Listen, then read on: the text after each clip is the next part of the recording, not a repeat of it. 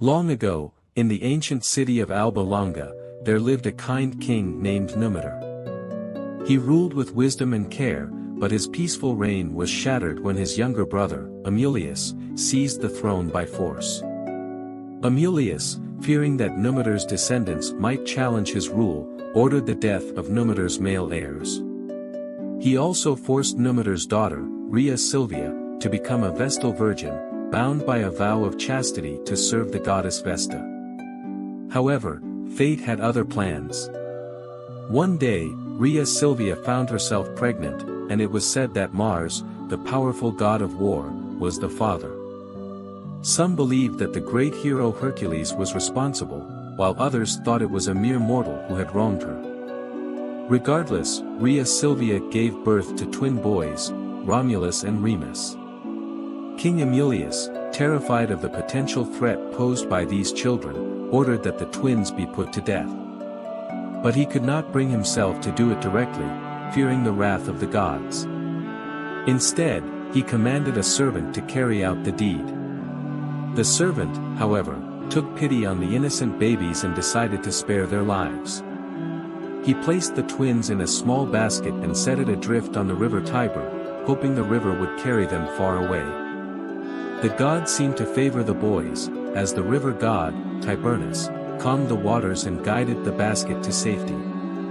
The basket came to rest under a fig tree at the base of the Palatine Hill. As the basket lay nestled in the roots of the fig tree, a she-wolf, known as a lupa, discovered the twins.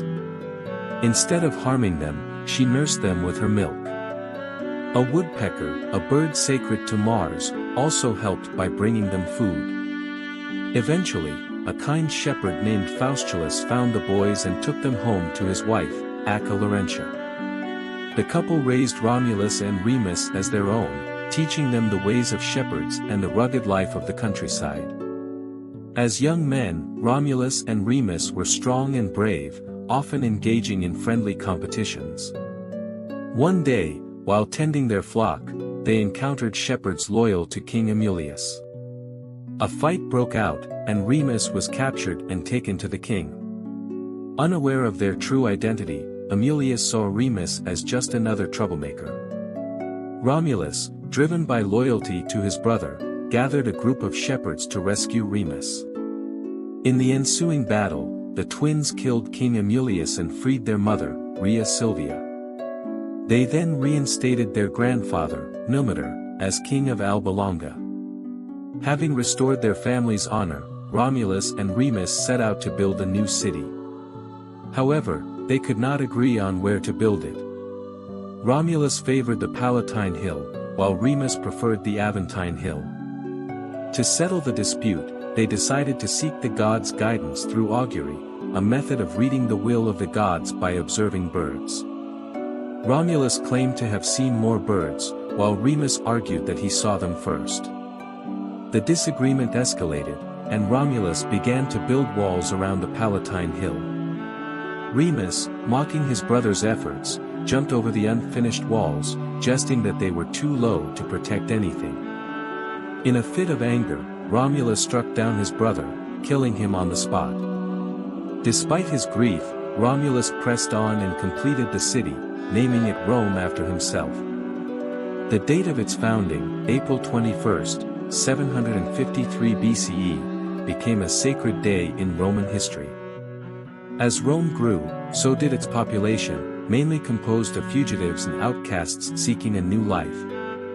To ensure the city's future, Romulus invited neighboring tribes to a festival, only to abduct their women, leading to the infamous rape of the Sabine women. This act nearly led to war, but peace was eventually brokered, and Rome continued to prosper.